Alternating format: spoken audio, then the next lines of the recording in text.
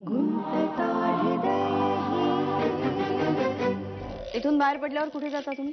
अरे एवढी उत्सुकता, येता माझ्या बरोबर. मी नेईन तिथे यायचं पण. म्हणून चिखलात दगड टाकायचा आणि टाकलात तर चिखल अंगावर उडाला म्हणून शी शी शी करायचं. एक्सक्यूज मी मिस्टर विक्रम बनारसे. वर्किंग प्लेसमध्ये आपल्या फिमेल कलिगला आपल्या केबिनमध्ये बोलवून असं असभ्य वर्तन केल्याबद्दल कडक शिक्षा होऊ शकते, तुरुंगवासही होऊ शकतो. आणि तुमच्यासारख्या सभ्य, प्रतिष्ठित, एथिकल आर्किटेक्टला अशी मानहानी परवडण्यासारखी नाहीये. विक्रम दोषी नाहीये बाबा. कशाबद्दल बोलतेस तू? अगं स्कायकॉम नावाची कोणती कंपनीच अस्तित्वात नाही. त्यामुळे कोणत्याही आदिवासींच्या जमिनी हडप केल्या गेल्या नाहीत. त्यावर कोणताही कारखाना बांधला जात नाहीये. नाही ना, हे सगळं तुला कोणी विक्रमनी सांगितलं? हो, दुसरं कोण सांगणार? कोणी रचलाय म्हणे हा सापळा? ते नाही अजून कळलं. आश्चर्य आहे. मला वाटलं विक्रम एव्हा मयंकवर बिल फाडून मोकळाही झाला असेल. विक्रमला शंका आहे मयंक बद्दल, पण माझी खात्री आहे त्या मयंकनीच केलं असणार आहे हे सगळं. तुम्हाला जर माझ्याकडे काही काम नसेल तर प्लीज मला डिस्टर्ब करू नका, कारण या डिटेल्स मला आजच गोव्याच्या क्लायंटला पाठवायचे. It's a commitment. हे तू पाहशील का? कामात चोख आहे, शब्दाची पक्की आहेस. आणि धुरंधर कंपनीला तुझ्या क्वालिटीज बद्दल पूर्ण खात्री आहे. थँक्यू सो मच मिस्टर धुरंधर. तर आता काही दिवसातच विक्रम बनारसेंची या फर्म मधली भागीदारी संपुष्टात येणार आहे. कुणाला फोन लावताय? मयंकला. त्याच्याकडे काय काम आहे? काम कशाला असायला हवंय? मयंकशी बोलत असलं तर मला काही बहाणे वगैरे शोधत बसावे लागत नाही. एवढं काय सोनं लागलंय त्याला? विक्रम नसता तर वडिलांच्या लाखाचे 12,000 करून ठेवले असते.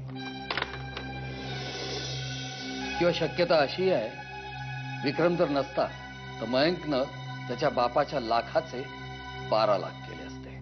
तुम्हाला तोच गोड. विक्रम बरोबर त्याने एवढं गलिच्छ राजकारण केलं तरी सुद्धा तुम्ही काय केलं मयंकनी? नयनाने सांगितलं ऐकलं नाही तुम्ही सकाळी? नाही सांगितलं म्हणजे सगळं झालं. मूर्ख आहे ती. असल्या भाकड कथांवर तिचा पटकन विश्वास बसतो. हा सगळा डाव मयंकचाच आहे. आणि मला तर कधी कधी वाटतं तुम्ही त्यामध्ये सामील आहात. मी? हो तुम्हीच. तुम्ही मीरा आणि तर कृष्ण असल्यासारखा त्याचा जप चाललेला असतो तुमचा. स्वतःच्या मुलीची काहीच काळजी नाही. मला तर कधी कधी वाटतं ते घरातले पैसे तुम्हीच नाहीसे केले.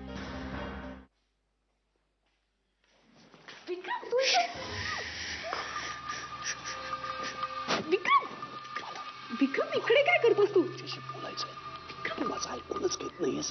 प्लीज तू इथून जा आता. तुझ्याशी बोलल्याशिवाय नाही. माझे सासरे घरी आहेत. तू अक्कल काय विकून खाली आहेस का? मी बाहेर थांबतो. बाहेर बोलू. आई विक्रम तू प्लीज.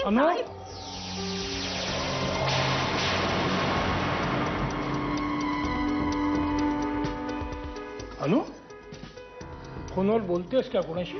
हा मी उर्वशी. हा उर्वशी, मी तुला नंतर कॉल करते. नाही बोल तू फोनवर. माझं काही काम नाही आहे. अनन्या, तो कुठल्या तरी परफ्यूमचा वास येतो. मला नाही येत आहे. नाही, वासाच्या बाबतीत तू आंधळी आहेस का?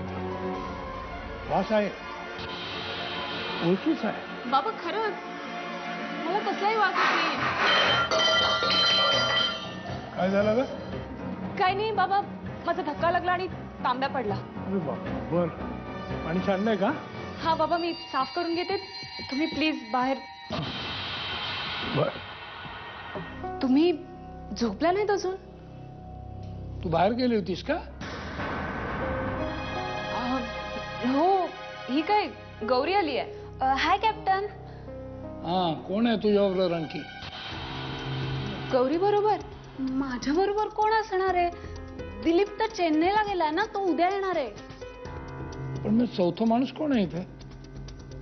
मला वेगळ्या परफ्यूमचा वास येतोय. गौरी तू परफ्यूम मारलायस? मी नाही, हा बाईचा परफ्यूम नाही आहे, पुरुषाचा आहे. अनु, यू आर शुअर इथं कोणी नाहीये? नाहीये बाबा, मी बाहेर जाऊन बघून येऊ का? नाही, त्याचा काही उपयोग नाही. वास इथं आहे या खोलीत. नाही नाही कॅप्टन, इथे कोणीच नाहीये. तुम्हाला डोळस लोकांना जसे दिसण्याचे भास होतात तसे मला वासाचे भास व्हायला लागले काय.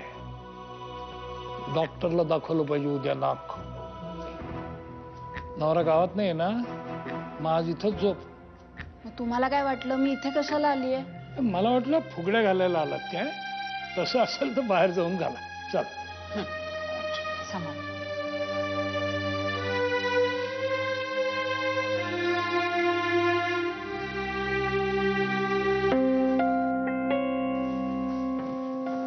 वेळ लागले का तुला? डोकं फिरले का तुझं? तू त्याला इथे बोलवलंस तुझ्या घरी? मी नाही बोलवलं त्याला, तोच आला. तरी मी म्हणेन की तुझंच डोकं फिरलंय. गौरी, बाबांना संशय तर नसेल ना आला? ते मला कसं माहिती? आणि आला असेल ना तर कळेल.